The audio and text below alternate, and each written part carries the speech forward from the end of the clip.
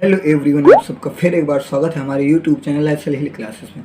तो आज हम दोस्तों सॉल्व करने वाले हैं 10th क्लास के एनसीईआरटी बुक का चैप्टर 6 त्रिभुज की एक्सरसाइज 6.4 का पार्ट अगला। तो चलिए वीडियो शुरू करते हैं। और हाँ दोस्तों, वीडियो शुरू करने से पहले अगर आपने अभी तक हमारे चैनल को सब्सक्राइब नहीं किया तो प्लीज़ सब्सक्राइब कर ले और इसे लोगों के साथ शेयर कर दें। तो चलिए वीडियो शुरू करते हैं। तो देखिए इस समीकरण क्वेश्चन नंबर 3 क्या कह रहा है, आकृति 6.44 यानी जो ये आकृति बनी है में एक ही आधार BC पर दो त्रिभुज ABC और DBC बने हुए हैं।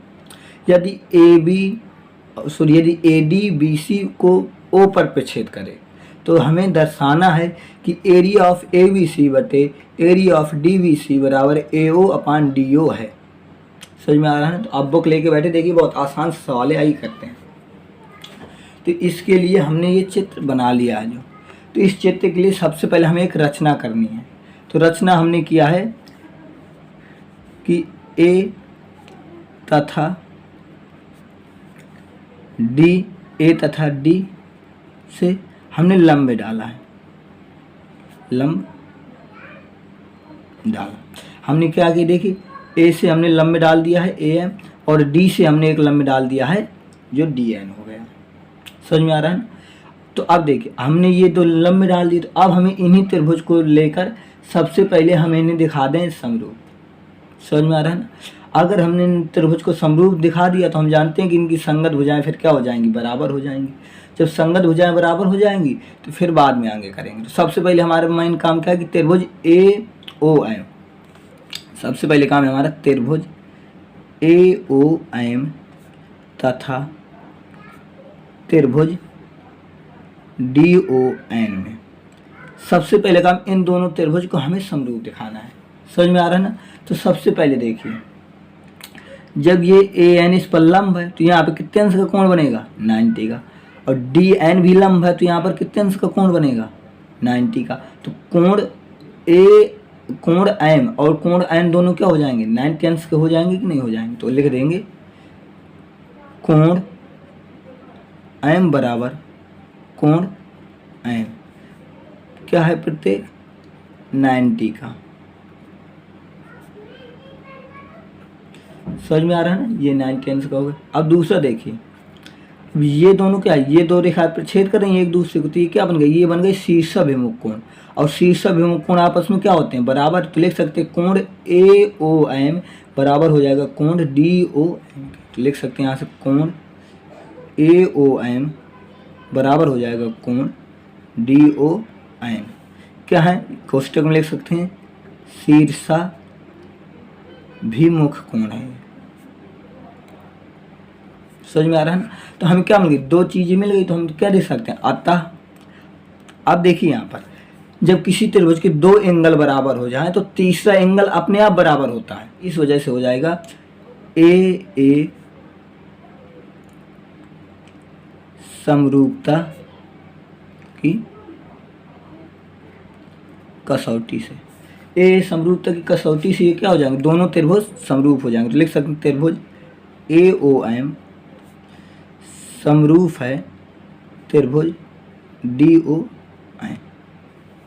यहाँ तक हमने दिखा दिया। तो अब ध्यान दीजिए, अगर ये दोनों त्रिभुज समरूप हैं तो हम जानते हैं कि अगर कोई समरूप त्रिभुज होता है उसकी संगत भुजाएं आपस में बराबर होती हैं। हम ये जानते हैं, हमारे पास होता है, पहले से प्रमेय होती है। तो इसी वजह से ये दोनों समरूप है। तो लिख सकते हैं इसलिए इनकी संगत भुजाएं बराबर होंगी। जानते हैं ना, एक प्रमेय होती है कि अगर कोई त्रिभुज समरूप है तो उनकी संगत भुजाएं क्या होती हैं, बराबर होती हैं। इस वजह से हम लिख सकते हैं AO अपान DO, लिख सकते हैं यहाँ से AO अपान DO बराबर, यहाँ से लिख सकते हैं हम OM अपान ON। दूसरा लिख सकते हैं यहाँ से हम AM बटे DN। इसका मान लेंगे समीकरण 1। तो यहाँ तक क्लियर है सभी को? तो आप देखिए, अब यहाँ पे देखिए ये त्रिभुज की बात करें, देखिए यहाँ पे ये त्रिभुज बन रहा है और ये भी त्रिभुज बन रहा है। तो हम देखिए हम त्रिभुज का क्षेत्रफल क्या होता है। तो आइए सबसे पहले त्रिभुज का क्षेत्रफल लिखते हैं। तो हम जानते हैं त्रिभुज का क्षेत्रफल बराबर हुआ करता है 1/2 आधार इंटू ऊंचाई। ये हम बहुत अच्छी तरीके से जानते हैं और कई बार पढ़ चुके हैं। तो देखिए अगर हम इस त्रिभुज की बात करें, त्रिभुज ए बी सी की बात करें, तो ए बी सी में क्या हो जाएगा, बी सी आधार और हमारे क्या हो जाएगा ए एम ऊंचाई, और ऊंचाई में यहाँ से लंब दूरी ली जाती है। समझ में आ रहा है ना। तो हम लिख सकते हैं, यहाँ से निकाल सकते हैं। अगर एरिया अब क्या हमें ए बी सी निकालना है ना, देखिए यहाँ पर area of A B C और area of D B C, तो इन्हीं दोनों के एरिया का अनुपात निकाल लेते हैं। यहाँ से लिखेंगे, ये तो हमने त्रिभुज का सूत्र लिख दिया है जी। तो अब इसी सूत्र से हम क्या निकालेंगे, एरिया ऑफ, चित्र में ध्यान दीजिएगा, ए बी सी बटा area of D B C. तो ए बी सी का मतलब क्या होगा, 1/2 होगा। अब देखिए इसमें आधार क्या होगा, आधार होगा बी सी, ऊंचाई क्या होगी, ये जो हमारी लंब है ए एम बटा, इसी तरीके में यहाँ पे देखिए इसमें भी 1/2 आ जाएगा। आधार क्या होगा बी सी, क्योंकि दोनों का आधार सेम है, तो बी सी हो गया। ऊंचाई इसकी क्या हो जाएगी, डी एन, ऊंचाई हो गई हमारे पास डी एन। तो ध्यान दीजिए 1/2 से 1/2 कट गया, बी सी से बी सी कट गया, तो कितना बचा हमारे पास, area of A B C बटा area of D B C बराबर ए एम बटा डी एम। यहाँ तक क्लियर है। अब देखिए, अब यहाँ से देख लीजिए ए एम और डी एम हमारे किसके बराबर है, इसके। यहाँ समीकरण 1 से लिख सकते हैं।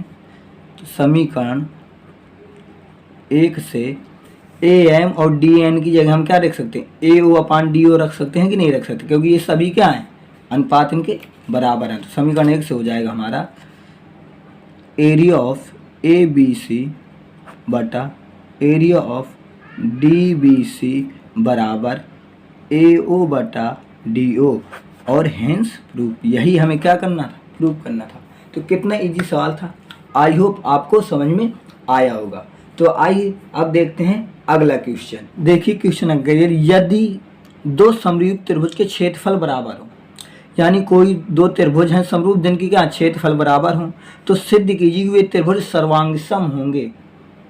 कह रहा है कि अगर दो त्रिभुज के क्षेत्रफल बराबर हैं समरूप त्रिभुज के, तो हमें यहाँ पे प्रूव करना है कि वे दोनों त्रिभुज सर्वांग सम होंगे। तो आइए देखते हैं। तो सबसे पहले हमें दिया गया था यहाँ पर कि दो समरूप त्रिभुज के क्षेत्रफल बराबर हैं। तो देखिए अब दो समरूप त्रिभुज क्षेत्रफल बराबर हैं, तो यहाँ पे हमें त्रिभुज दी नहीं गए कौन कौन समरूप त्रिभुज है। तो हम मान लेते हैं कि हमारे पास दो त्रिभुज हैं। एक है हमारे पास ए बी सी और दूसरा हमने मान लिया डी ई एफ। अपने आप मान लेना है, ये हमने दो त्रिभुज मान लिए। अब देखिए क्या ये दोनों क्या समरूप है, तो हम यहाँ लिख सकते हैं कि त्रिभुज ए बी सी समरूप है त्रिभुज डी ई एफ के। समझ में आ रहा है ना, ये हमें दिया गया। और अगर समरूप है तो कह रहे हैं इनके एरिया भी बराबर हैं, कह रहा था। और ये भी दिया गया है कि area of A B C बराबर हो जाएगा area of D E F के, ये हमें दिया गया है। समझ में आ रहा है ना। तो देखिए हमें सिद्ध क्या करना है, तो हमें सिद्ध करना है, सिद्ध हमको करना है कि क्या से कह रहा है कि सिद्ध करें त्रिभुज सर्वांग सम होते हैं। तो हमें सिद्ध करना है कि त्रिभुज ए बी सी सर्वांग सम है त्रिभुज डी ई एफ, ये हमें सिद्ध करना है। समझ में आ रहा है ना। तो आइए देखते हैं, अगर ये दो त्रिभुज हैं, ये दो त्रिभुज क्या हैं, समरूप त्रिभुज हैं। तो हम जानते हैं अगर कोई त्रिभुज समरूप हों तो उनके एरिया का वर्ग क्या होता है, उनका जो एरिया होता है उनका अनुपात उनकी संगत भुजाओं के वर्ग के बराबर होता है। ये प्रमेय होती है हमारी, जानते हैं कि नहीं जानते। प्रमेय 6.6, और आप नहीं है तो आप किताब में देख लीजिए प्रमेय 6.6। हम ये बता दें दोबारा, प्रमेय 6.6 कहती है कि अगर कोई दो त्रिभुज समरूप हैं तो उनके जो एरिया का अनुपात होगा उनकी संगत भुजाओं के वर्ग के बराबर हुआ करता है। ये हमारी प्रमेय होती है। तो हम यहाँ पे, क्योंकि ये दोनों त्रिभुज क्या हैं, समरूप है, हमें सवाल में दिया गया है, इस वजह से इनके एरिया का अनुपात क्या होगा, इनकी भुजाओं के वर्ग के बराबर होगा। तो हम यहाँ पे लिख सकते हैं area of A B C बटा area of D E F बराबर हो जाएगा, इनकी संगत भुजाओं के वर्ग के बराबर होगा। तो हम ये वाली भुजा ले रहे हैं, तो क्या हो जाएगा, बी सी बटा ई एफ का होल स्क्वायर, जो कि प्रमेय हमारी 6.6 होती है, उसी प्रमेय का हमने यहाँ पर यूज किया। अब देखिए हमारा एरिया बराबर है ए बी सी बराबर है area of D E F के, तो हम ए बी सी की जगह या डी ई एफ की जगह हम ए बी सी रख सकते हैं, क्योंकि दोनों बराबर हैं आपस में। तो हम क्या करेंगे, area of D E F की जगह हम क्या रख देंगे, area of A B C. तो आ जाएगा यहाँ से area of A B C बटा area of T B C, D E F की जगह क्या रखेंगे, फिर ए बी सी रख देंगे। ए बी सी बराबर यहाँ से हो जाएगा बी सी स्क्वायर बटा ई एफ स्क्वायर। समझ में आ रहा है ना। तो देखिए इससे क्या हो गया, कैंसिल, तो यहाँ पे बचा 1, तो 1 बराबर बचा बी सी स्क्वायर बटा ई एफ स्क्वायर। यहाँ तक क्लियर है। तो अगर इनको लाएंगे, क्रॉस मल्टीप्लाई कराएंगे एक मान के, तब बन जाएगा यहाँ से हमारे पास कि ई एफ स्क्वायर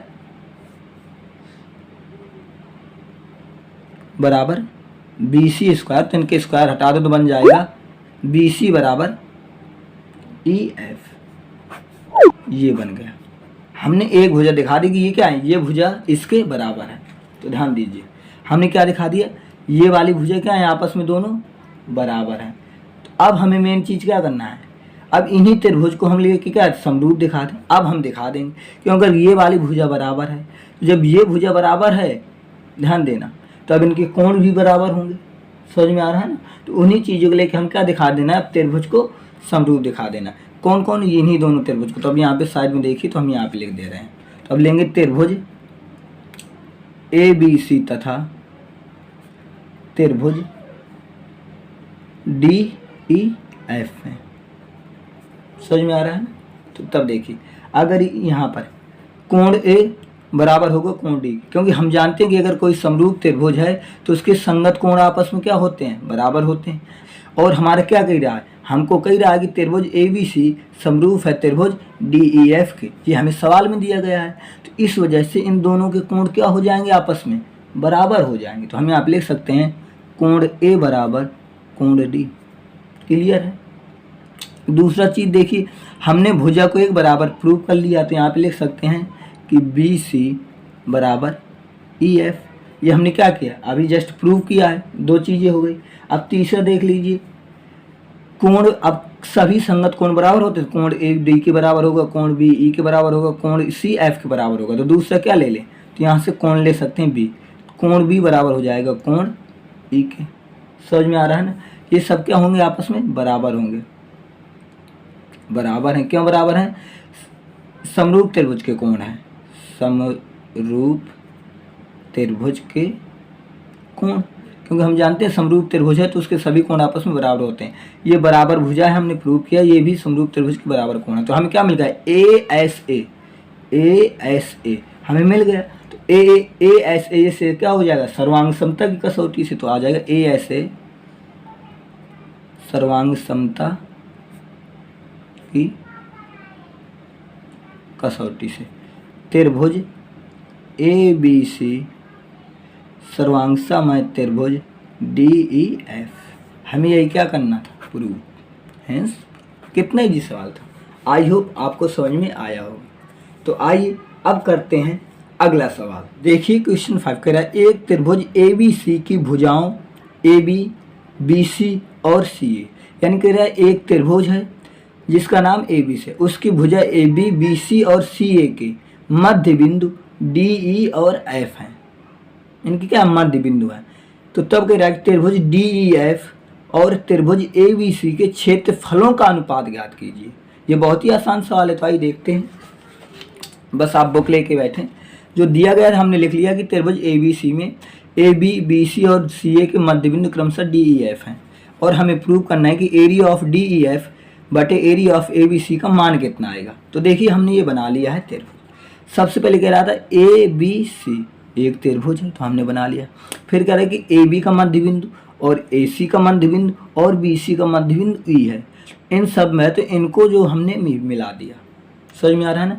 कह रहा जो ये एरिया बन रहा है और ये वाला एरिया है, इनका अनुपात कितना होगा।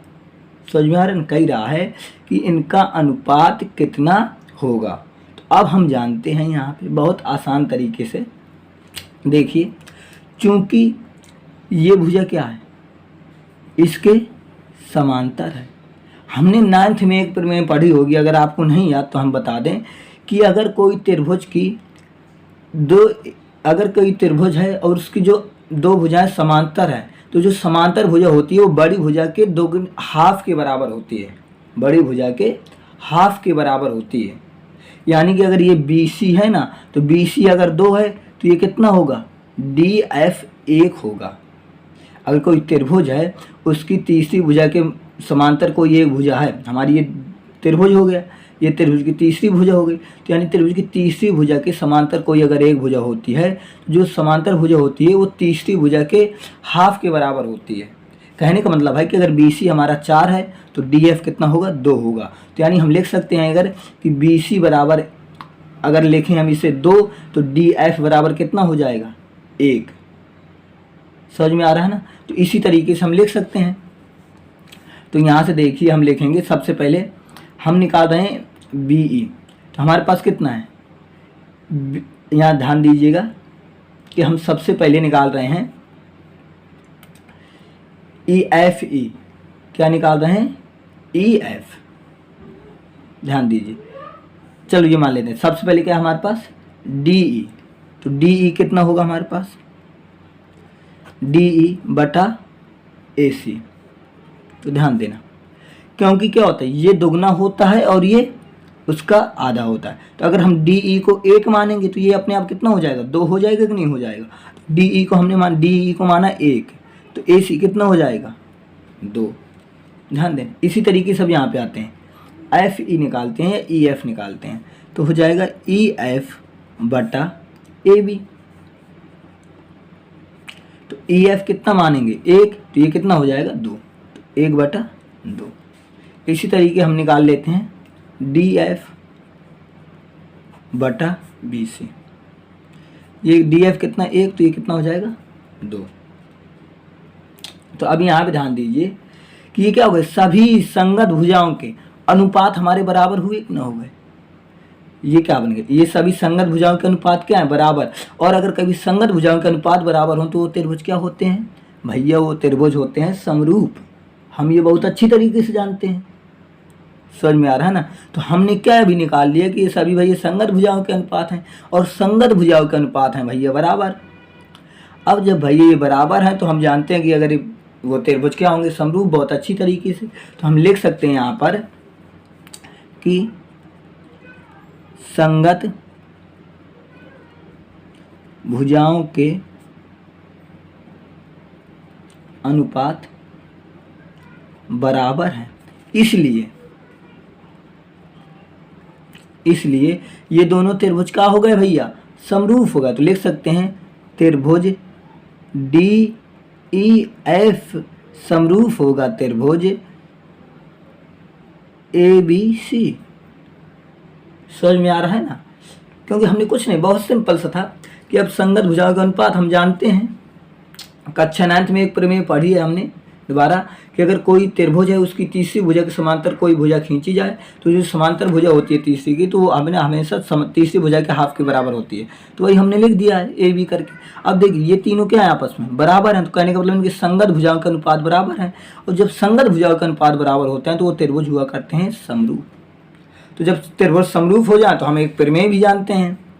तो क्या होती है प्रमेय 6.6 कि अगर कोई त्रिभुज समरूप हैं तो उनकी एरिया का अनुपात उनकी भुजाओं के वर्ग के बराबर होता है। ये हम जानते हैं कि नहीं जानते। तो बस वही प्रमेय हम यूज करेंगे, तो आ जाएगा एरिया ऑफ DEF बटा area of A B C. तो अब ए बी सी में इनमें कोई भी भुजा एक ले लीजिए, कोई इशू नहीं है, आप जो भी मर्जी हो ले लीजिएगा, क्योंकि प्रमेय होती है 6.6। अगर कोई त्रिभुज है तो इस त्रिभुज के क्षेत्रफल का अनुपात उसकी संगत भुजा के वर्ग के बराबर होता है। ये प्रमेय हमारी 6.6 होती है, तो हमने त्रिभुज का क्षेत्रफल का अनुपात लिख लिया। अब इनकी संगत भुजा, तो संगत भुजा कोई भी एक ले लीजिए, ये ले लो या ये ले लो, ये ले लो, जो भी मर्जी हो। हम ले रहे हैं यही वाले कि ले लें डी एफ बटा बी सी का वर्ग के बराबर होगी। और डी एफ और बी सी का मान कितना, 1/2। तो यहाँ से आ जाएगा area of D E F बटा area of A B C बराबर 1/2। 1/2 का वर्ग, तो 1/2 का वर्ग कितना होता है, 1/4। तो भैया हमारा अनुपात क्या हो गया, तो हो गया, अतः इनका अनुपात 1:4 हमारे क्या आ गया, आंसर। या ऐसे ही लिख रहा हो तो ये भी आंसर है। तो कितना इजी सवाल था, आई होप आपको समझ में आया होगा। तो अगर आपको वीडियो ज़रा सी भी पसंद आई है तो वीडियो को लाइक कर दीजिए, शेयर कर दीजिए और इसे कमेंट करके बताइए कि आपको कौन सा पार्ट अच्छा लगा, और आप हमें अपने फीडबैक दीजिए। समझ में आ रहा है ना। और दोस्तों, अगर आपने भी अभी तक हमारे चैनल को सब्सक्राइब नहीं किया है तो क्या कर रहे हो यार, सब्सक्राइब कर दो हमारे चैनल को और हमारा सपोर्ट करिए। तो हम आपको मिलेंगे एक अगली वीडियो में। जब तक के लिए नमस्कार। आपको पूरा वीडियो देखने के लिए बहुत बहुत धन्यवाद एवं दिल से आभार।